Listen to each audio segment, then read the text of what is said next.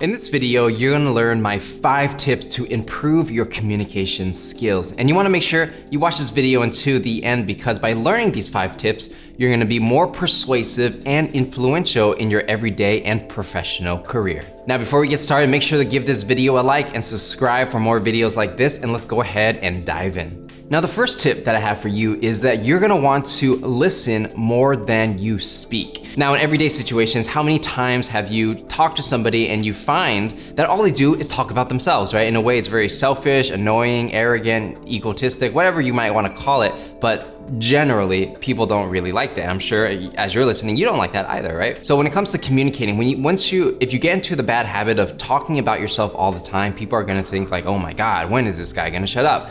So instead, what you wanna do is you wanna reverse it and you wanna listen more than you speak.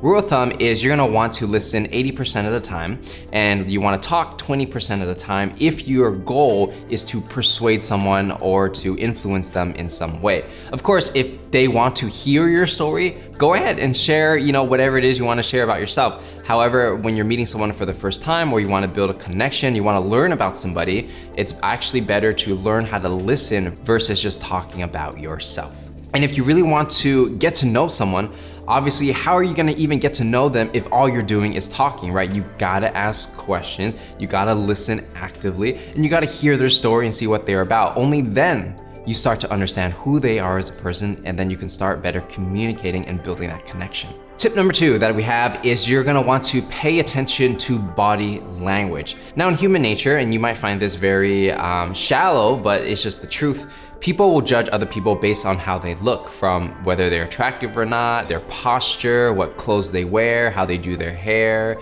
All these different factors will influence for sure how somebody judges you.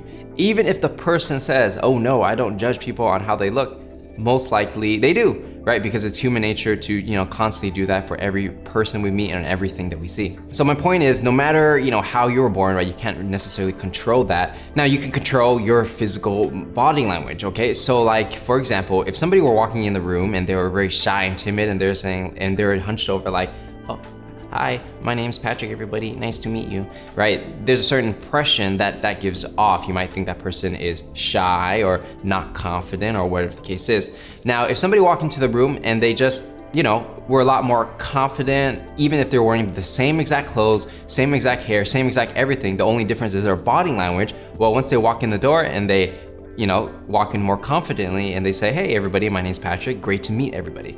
So in those instances, right, two people can be exactly the same, but their body language tells a different story, right? So it's not just the clothes you wear and how you present yourself, it's also like how you move and how you interact with other people. People can feel that difference. So whatever your body language is now, know that you can improve it, but you have to first be aware of what you're doing, right? Maybe you can record yourself walking around and talking and see, how you act on a normal basis. And from there, you can kind of see, okay, I like this, I don't like this. Let's make some changes so that I can be more attractive when it comes to my body language, right? And it's not just attracting like, a partner or something like that.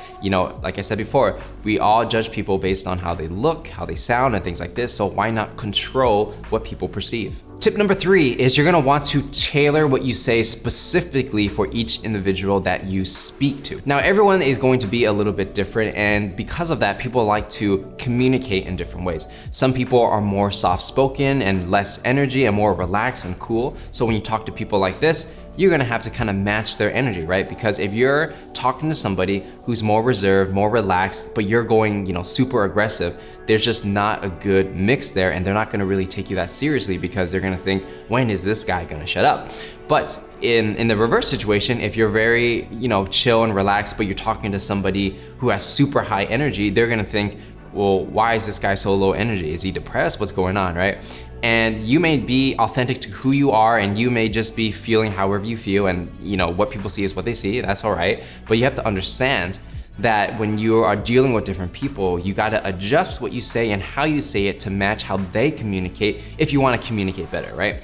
If you want to, let's say, just be yourself 100% all the time, that's all right too, but you cannot expect other people to always fully communicate and understand where you're coming from, right? Because you're not matching their energy. So if you're more aware of this and you start to see like, okay, this person's like this, I gotta make my energy higher. This person's more mellow, I gotta make my energy lower, and everything in between. Well, you're gonna communicate a lot better because people like other people who are just like them. And once you learn how to put your best foot forward and you start matching people's energy, well, they're gonna automatically like you subconsciously. And if they like you, it's a lot more easier to communicate with them.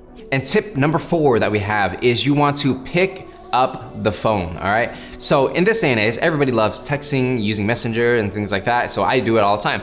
But what I found is that sometimes in some instances, it's a lot better to have a conversation over the phone, right? Versus having like a bunch of text, spread out over the course of a day or a week or something like that. Why not just pick up the phone and have a real genuine conversation with another person, right? And this is especially true when you're dealing with any type of conflict, whether it's, let's say, a business conflict or misunderstanding, or even if, like, let's say you get in an argument with your significant other, right?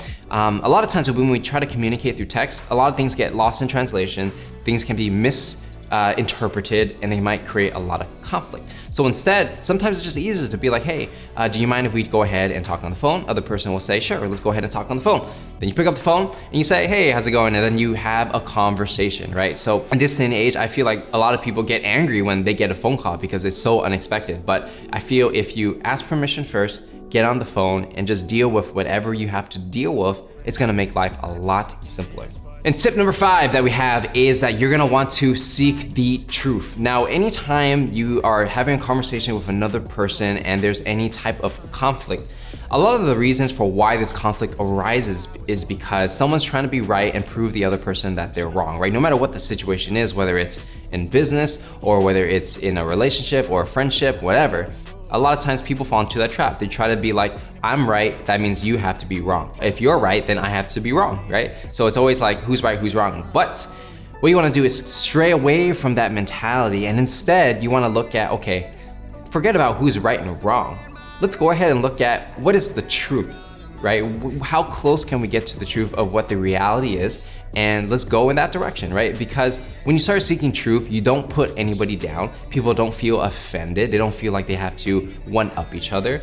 It's just like saying, look, I'm not trying to prove you're right. I'm not trying to prove I'm right. I'm not saying who's right and wrong. I'm just trying to understand where you're coming from and really see what the truth is.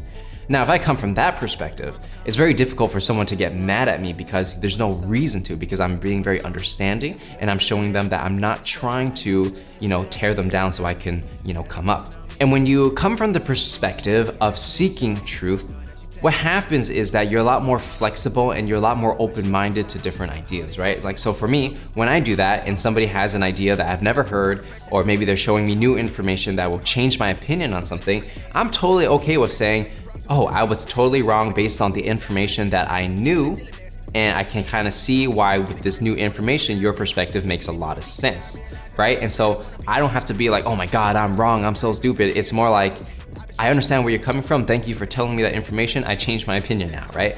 And so by seeking the truth, it's a lot more easier to be flexible in these situations and to really just become a better person and make the best decision in the end. And by doing that for the other person, they're really going to appreciate it because you're not trying to overpower them, but you're actually just getting what you want and you're getting what they want, which is better communication and getting to the truth. And so with that said, those are gonna be my 5 tips when it comes to becoming a better communicator. If you enjoyed this video, make sure to give it a like, subscribe, and turn on notifications if you wanna see more videos like this. With that said, my name is Patrick Dang, and I'm gonna see you guys in the next one.